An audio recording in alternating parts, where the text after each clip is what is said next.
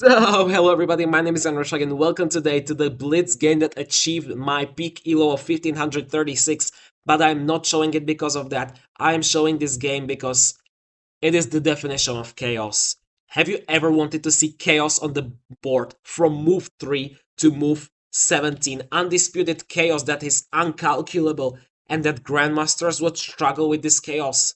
That is what we created today. Me and Mitkov69, the Bulgarian legend.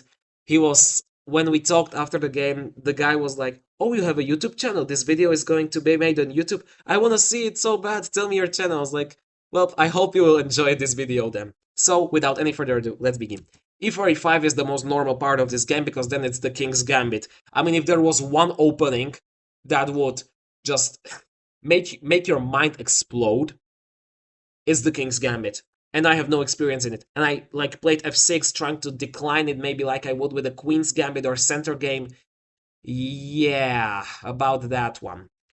Queen to h5 is already a complicated position on move 3. Number 1, you're attacking here and you cannot block because if I block, it's the scholar's mate trap. If you know the scholar's mate trap, it is this. And now after you slide, this happens. And, well, good luck trying to live through that. Because here, this is the position that you reach with optimal play. It's just awful. So I did not do that, although this was the best move. I decided, you know what, Bone Cloud is always the way. So check, moves to the side, and now, because you opened up your bishop, you can use that as well. Okay, I slid to the side, d5 is just stupid, it just achieves nothing. And here the position is mate in 11. Alright, how do you find it? No clue. But that's not what this video is about. Check and go here. Alright, now we push this pawn, taking even the bishop into the attack. So one bishop in the attack, a queen in the attack, and I have absolutely nothing going for me except for the deck collector. Gary the G-pawn, as Epic Chess would say. That's the savior here, giving me some place to run to G7. But after he attacked it with the knight, I had to defend again, bishop to e7. The normal move for once. But now it's h4. You gotta love it when h4 gets played on the 10th move of the game, and he has 6 attacking pieces, and I have basically 0 defending. But, you know, when he makes the position chaos, who am I to not do the same? d5 creates one of the positions of all time. Bishop's hanging, queen's hanging, this thing's hanging with a double check. Not to mention that you can do even other things. You can take with this, and after that you can try and maybe take here and try and trade queens. Everything is winning for him. It is mate in 4.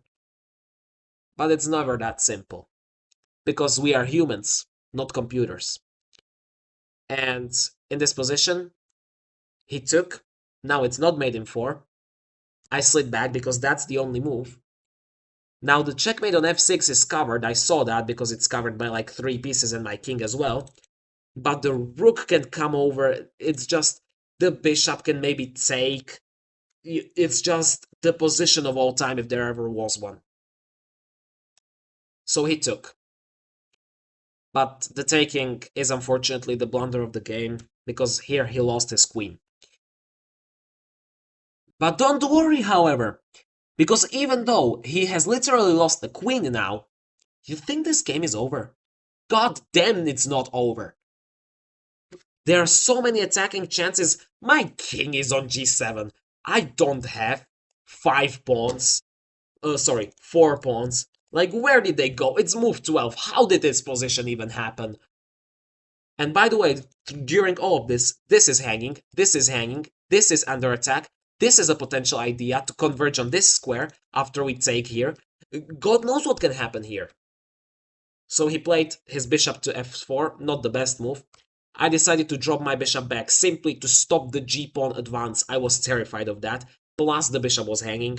I overlooked that the b7 pawn was hanging as well, but whatever, I can sacrifice a bit of material. I am up a queen after all.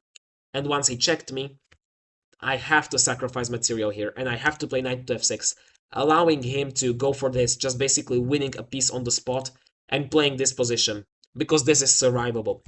What I did is even worse, because I, for whatever reason, forgot, because the position is so stupid. Like, how do you ever think that the rook is still on h8? Like, This is like the most unlikely skewer position of all time. So I slit and forgot about the rook. All right. Material is equal, which is just ridiculous. I'm up a pawn, basically. So what now? I decided to take. This is an especially bad move. This position, like everything, is a bad move, basically. Because I can take here, and take here. Hello to the rook. But no, except I have an infiltration! Like what? And now you cannot castle anymore, and I am suddenly getting attacking ideas. I'm sorry, what? How do I have business getting attacking ideas? You know what I did in the first analysis of this video? I took this pawn on d4. That's defended by the bishop from h8. Have you seen a bishop from h8 defending the d4 pawn? I have not. What's this game? Anyway, I took with the bishop. It's a very bad move. But he did not take. He did not take the bishop. He did not take the b7 pawn. He castled. Preparing to take the bishop now with a double check, which he would then use to go here and somehow force some trade-offs, some forks, because f7 would be therefore looked at by 3 pieces at the same time. And my queen is still here, and my bishop would be still here. There are forks allowed. If the knight somehow go to e6, this is forked. I don't have words for this position. So I decided to give him the check, save my bishop, and after that, I kicked his bishop away. Psyche did not move it. The madman played knight to e5 check. I have to go here. And you know why? That is the only reason why I could go there. Because this pawn is protected twice. If this knight weren't here, you can sacrifice the bishop. And after I would have taken, you can take with the knight and fork my king and queen. Now that is just ridiculous. Now in this position he created bishop takes g8. Have you ever seen 2 white bishops on h8 and g8? I have not. No chance. By the way, this is hanging, and this is hanging, and whatever is going on in this position, I took. And here, why do you think he resigned? Well, if you read our conversation a little, I don't want to show it because, like, GDPR, I don't know how sensitive the man, I don't think I can show his name even. Okay, I can. Dennis, there we go. I don't know how sensitive about GDPR he is, but in this position he said, like, this is your game, and resigned. What a giga chat. I mean, thank you for my peak elo, and thank you for this absolute masterpiece of a game. And I hope you enjoyed this video as well. All greetings to Bulgaria. And all greetings to you, the viewer, as well. So have a nice day, and may God bless you all.